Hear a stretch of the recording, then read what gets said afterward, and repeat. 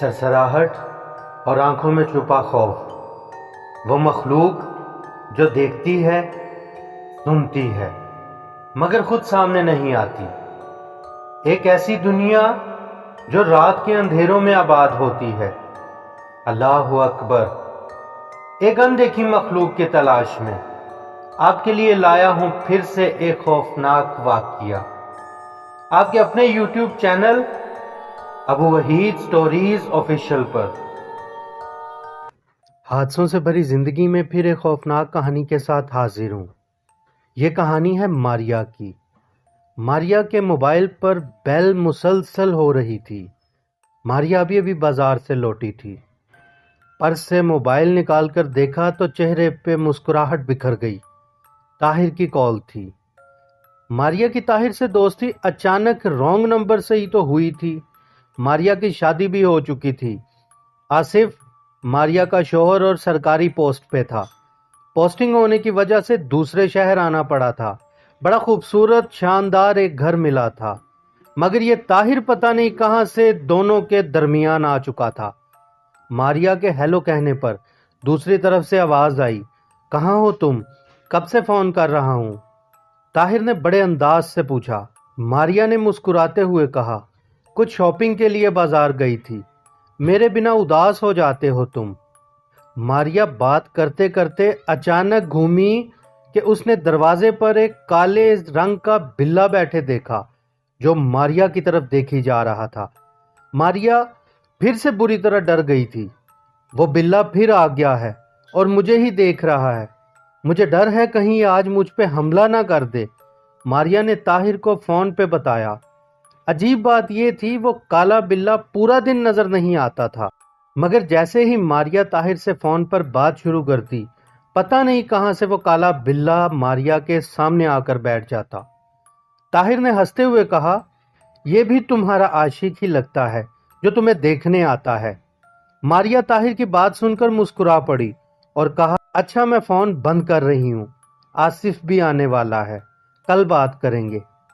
طاہر نے مضحکہ خیز ہنسی کے ساتھ کہا، کل بات نہیں ملاقات کریں گے۔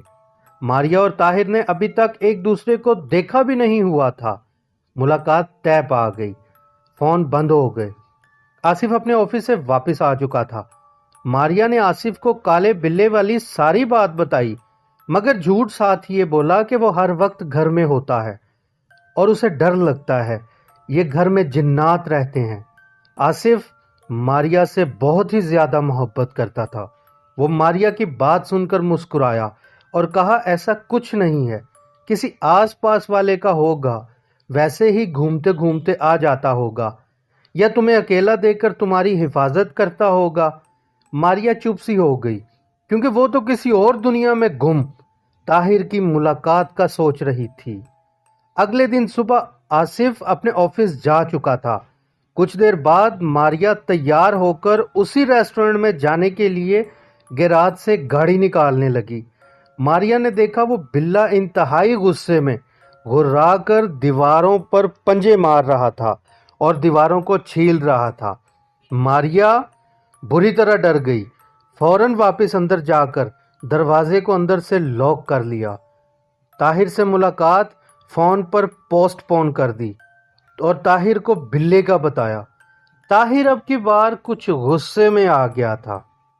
بلے کو مارنے کا پلان بنا اور ماریا نے طاہر کو گھر کا ہی ایڈریس دے دیا، مگر وہ نہیں جانتی تھی جو کچھ اب ہونے والا تھا۔ کچھ دیر میں ہی طاہر گھر کے دروازے پر تھا۔ ماریا نے گیراج میں جھانکا، بلّا نہیں تھا۔ اس نے باہر نکل کر دروازہ کھول دیا۔ طاہر کو دیکھ کر ماریا چونک گئی۔ وہ خوبصورت آواز والا طاہر حقیقت میں انتہائی بھدا تھا۔ موٹی موٹی آنکھیں، بڑی بڑی مونچھیں، سانولا گہرا رنگ اور دانتوں پہ پان کے نشان، مگر اس سے پہلے وہ اس سے کچھ کہتی، وہ بلّا پتہ نہیں کہاں سے آیا اور طاہر پر حملہ کر دیا۔ بلے کا حملہ اتنا تیز اور اچانک ہوا کہ طاہر خود کو سنبھال بھی نہ پایا۔ بلے نے اس کو لہو لہان کر دیا۔ وہ بڑی مشکل سے جان بچا کر وہاں سے بھاگا۔ اب ذرا سے ماریا کے فاصلے پر وہ بلّا کھڑا تھا۔ اچانک پھر وہ ہوا جس کا سوچا بھی نہیں تھا۔ وہ کالا بلّا انسانی آواز میں ماریا سے بولا، میرا نام لازر ہے، میں مسلمان جن ہوں اور اس گھر کا رکھوالا بھی ہوں۔ تم نے میرے گھر کو ناپاک کرنے کی کوشش کی ہے۔ مگر اچانک وہ بلّا پھر غائب ہو گیا۔ وہ ماریا کے سامنے اب کی بار غائب ہوا تھا۔ شام کب ہوئی پتہ ہی نہیں چلا۔ ماریا سکتے میں تھی۔ آصف بھی آ چکا تھا۔ ماریا کی حالت دیکھ کر آصف گھبرا گیا، فوراً ہاسپٹل چلنے کے لیے کہا، مگر آج پہلی بار آصف کے سامنے وہی بلّا آیا تھا۔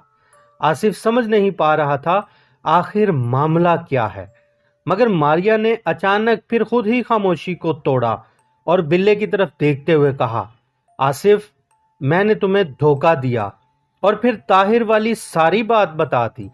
آصف بات سن کے خاموش ہو چکا تھا۔ اس رات کسی نے کھانا بھی نہیں کھایا۔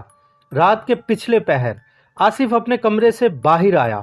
پتہ نہیں کیا دل میں خیال تھا، فریج سے دودھ نکال کر ایک باؤل میں ڈالا اور ایک کونے میں رکھ دیا۔ دودھ رکھتے ہی وہ بلّا جانے کہاں سے آ گیا اور دودھ پینے لگا۔ آصف اس کے سر پہ پیار سے ہاتھ پھیرتا رہا اور آنکھوں سے آنسو نکل رہے تھے۔ وہ اپنے کمرے میں واپس آ گیا۔ ماریا بھی جاگ رہی تھی۔ وہ جھٹ سے اٹھ کر آصف کے قدموں میں بیٹھ گئی۔ آصف نے ماریا کو بڑا دل کر کے معاف کر دیا۔ صبح آصف اپنے آفس جا چکا تھا۔ ماریا کے منہ سے جانے کیسے خود ہی لازر کا نام نکلا۔ وہ نام زباں پہ آتے ہی وہ بلّا سامنے آ گیا۔ ماریا نے اس سے بھی معافی مانگی اور پھر توبہ کی۔ اس دن کے بعد وہ بلّا ان کو کبھی نظر نہیں آیا، مگر ایک حیران کن بات یہ تھی کہ وہ دودھ برتن میں جب بھی ڈال کے رکھ دیتے، وہ دودھ برتن سے خود بخود ہی غائب ہو جاتا۔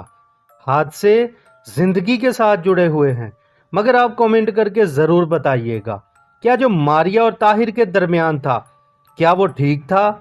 کیا اس جن بلے نے ٹھیک کیا جو بھی کیا؟ اپنا اور اپنے پیاروں کا بہت خیال رکھیں۔ ملتے ہیں ایسے ہی کسی واقعے کے ساتھ اگلی ویڈیو میں۔ تب تک کے لیے اللہ حافظ۔